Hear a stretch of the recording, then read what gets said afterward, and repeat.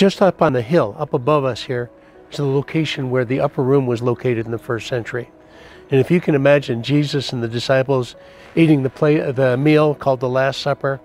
After the meal was finished, Judas had already gone out, and he went to a place which was the location where the high priest was. Probably this building right over here, which was probably the palace of the high priest in the first century. He went there, he betrayed Jesus, he took the 30 pieces of silver, and then he went over to the Garden of Gethsemane, which is all the way over on the hill over here. And there he betrayed Jesus. After being in the Garden of Gethsemane, after seeing that Jesus prayed such an intense prayer, it was as if he sweat drops of blood. Peter followed him. Maybe everybody else abandoned him. We don't know for sure. But we do know that Peter did come over to the house of Caiaphas, and while he was here, he witnessed Jesus was here. He witnessed the questioning of Jesus. He actually made eye contact with Jesus.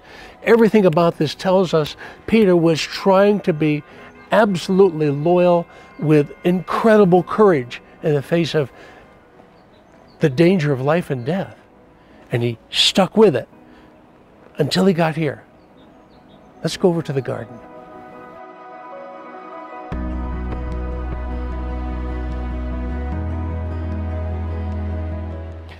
And so this was one of the main roads in Jerusalem in the first century. That stairway, I can just tell you that Jesus and the disciples walked up that stairway. And this is probably the front gate to the courtyard around the palace right here in front of me. If you can imagine then, Peter came over here from the Garden of Gethsemane following Jesus, following the high priest and the soldiers who captured Jesus. And Jesus would have been here somewhere in the courtyard, probably inside where they questioned him.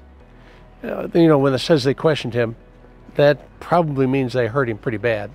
He's already carrying the burden of the sins of mankind when he comes here.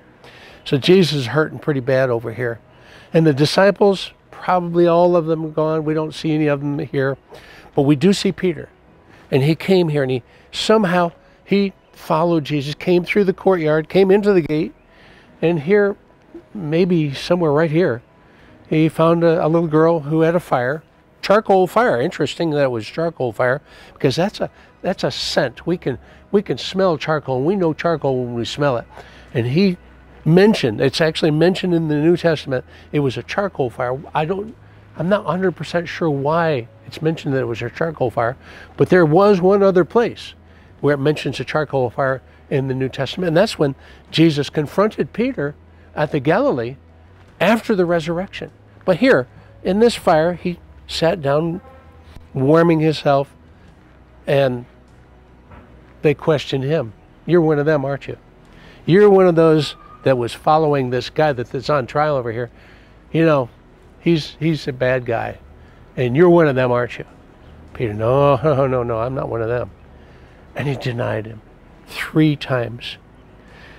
That picture in my mind just absolutely speaks to me, because I know there have been times when I haven't proclaimed boldly, yes, I am one of those followers. I am a Christian. I am one of those people who follows him, who desires to do exactly what he told me to do.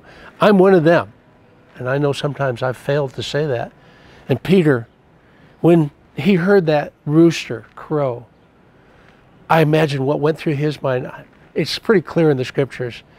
It just tore him up. He was totally in despair.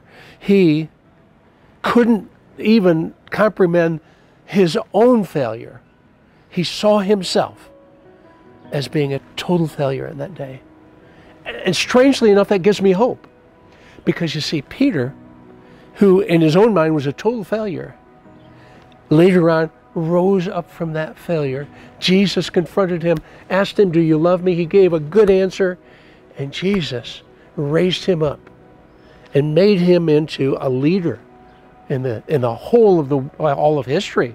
Until today, we think of Peter as being a leader in the foundation of the reign of Messiah here on earth.